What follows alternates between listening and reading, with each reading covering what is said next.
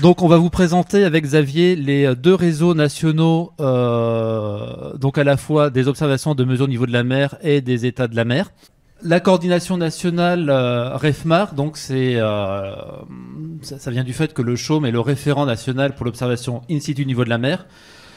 Alors le CHOM opère un réseau de marégraphes qui s'appelle le réseau RONIM, avec 50 marégraphes, et également il y a tout un tas d'organismes et d'instituts qui produisent également, qui réalisent des observations au niveau de la mer.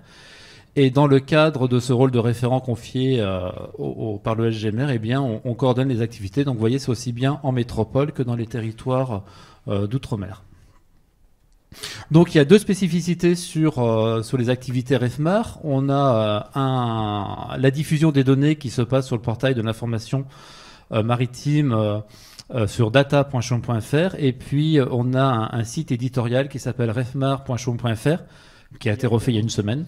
Donc c'est tout récent, et donc là vous avez les contenus éditoriaux et puis toutes les normes, procédures sur les méthodologies pour l'observation au niveau de la mer ainsi que des actualités.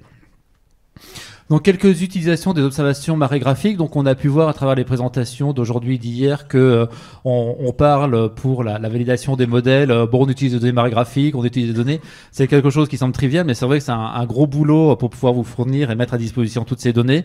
Et donc là, on a un panel un petit peu de toutes les applications qu'on peut voir, et dont certaines présentations qui vont suivre présenteront certaines de ces applications. Quand on s'intéresse au niveau de la mer, on va regarder évidemment la marée et la surcote météo, donc c'est REFMAR, et l'autre grandeur caractéristique et complémentaire, c'est les vagues. Alors j'ai pas fait de diapo sur les usages, mais c'est un peu ceux similaires à ceux qu'a montré la diapo précédente de Nicolas, mais j'ai voulu faire une diapo qui montre un petit peu tous les types de données d'état de mer, parce qu'il y en a énormément, et beaucoup d'acteurs, et on est un petit peu perdu. Donc il y a deux grandes classes de données. Il y a les observations et les modélisations. Donc les observations sont primordiales pour la modélisation, parce que sans calage, sans validation, elles ne valent rien. Et dans les observations, on va trouver l'observatoire Candice, dont je vais vous parler, qui est vraiment c'est des bouées ancrées, donc c'est vraiment la donnée de référence.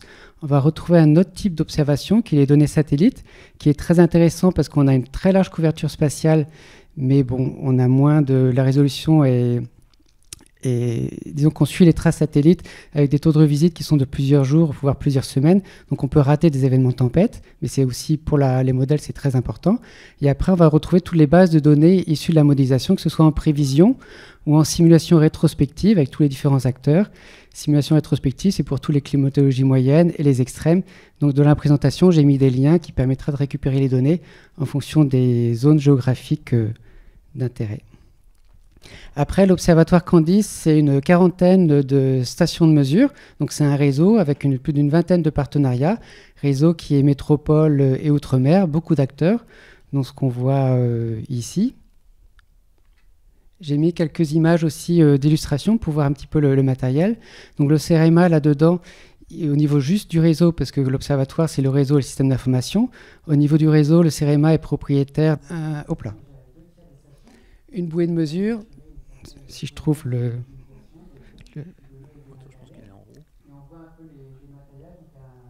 Bon, la bouée de mesure, c'est la bouée jaune tout en haut en photo.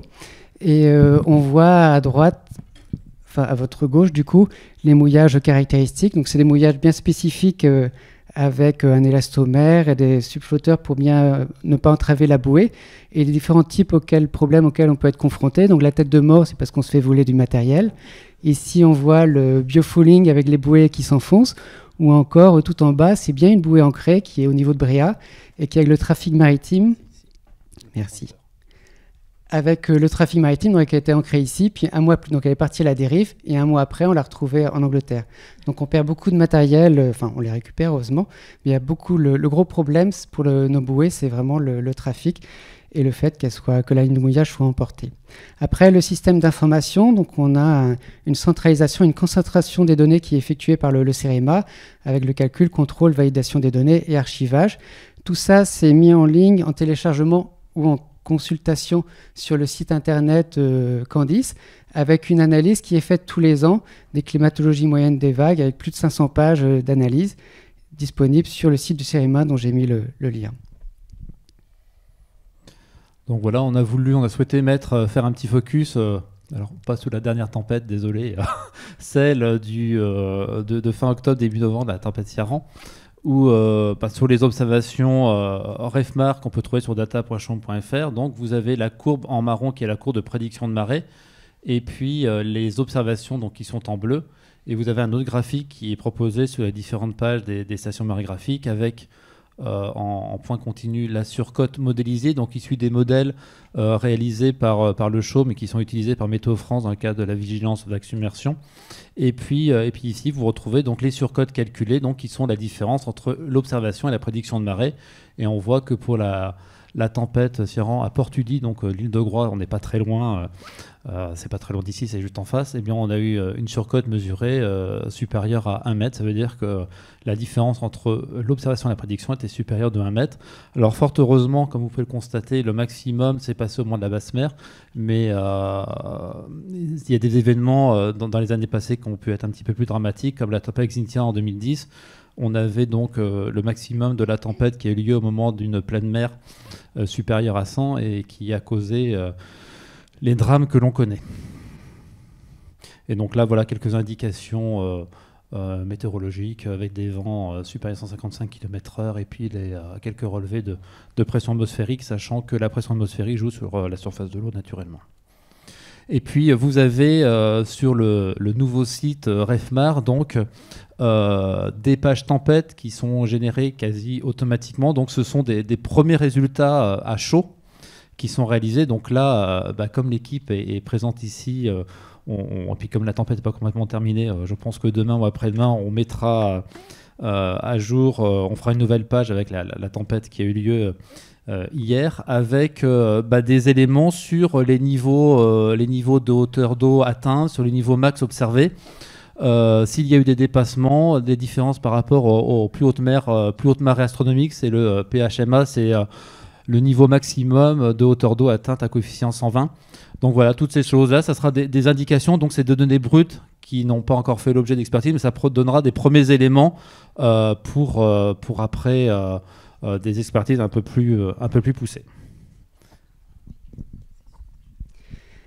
Donc Ciarán a marqué les esprits parce que les vents étaient très violents, les vagues sont générées par le vent, donc ça s'est répercuté sur les observations des vagues. Donc là, vous voyez un relevé des bouées Candice avec les différentes hauteurs. Donc la hauteur significative qui est grosso modo qui est une sorte d'auteur moyenne, donc hauteur moyenne du tiers supérieur des hauteurs de vague. Donc c'est notre sensibilité à la hauteur de vague, mais on a aussi la vague maximale qui est juste à côté, juste en dessous.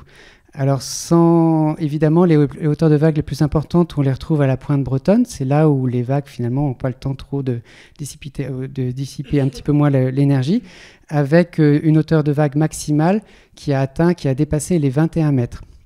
Donc, je ne sais pas si vous imaginez ce que ça peut être, mais des creux de plus de 20 mètres, c'est quand même quelque chose d'assez impressionnant.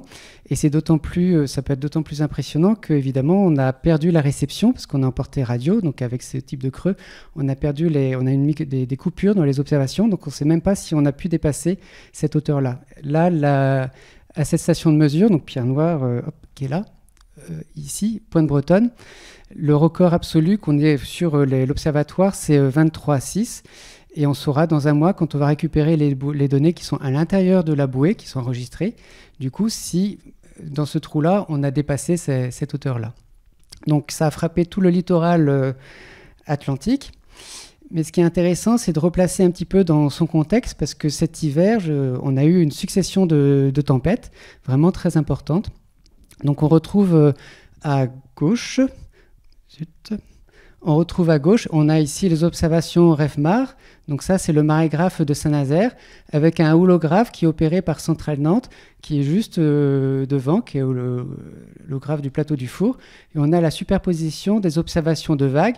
Donc on a le H1 tiers, et puis la hauteur en rouge et la hauteur maximale en vert. Ici, en bas, sur les marégraphes, on voit les prévisions de marée, qui est le trait continu rouge, et puis les observations, qui sont les points. Là, pareil, à droite, on va retrouver le marégraphe à l'entrée de l'estuaire de la Gironde de Port-Bloc avec un houlographe qui est situé un petit peu devant, au large de Cap-Ferré.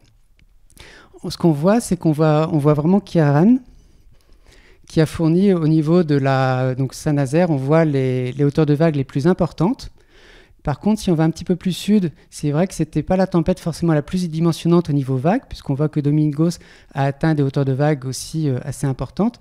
Donc Ciarán, ici, on est sur de l'ordre du décennal, donc c'est assez important. Domingos, ici, on est de l'ordre de période de retour 5 ans, donc c'était un petit peu moins fort en termes de vagues. Mais si, parce que le Chaume et le CEREMA instruisent les demandes de reconnaissance des catastrophes naturelles quand les communes ont eu des dégâts à la côte. Ils vont voir s'ils demandent à ce qu'on caractérise les périodes de retour des événements pour voir s'ils peuvent se faire indemniser.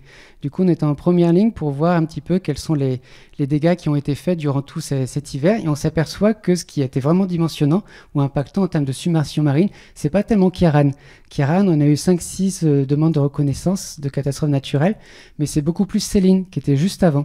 Donc Céline, c'est ce qu'on voit là.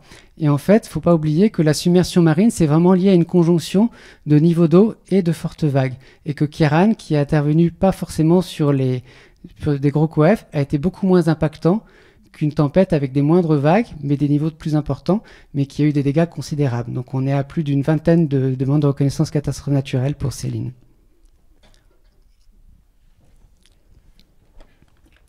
Merci.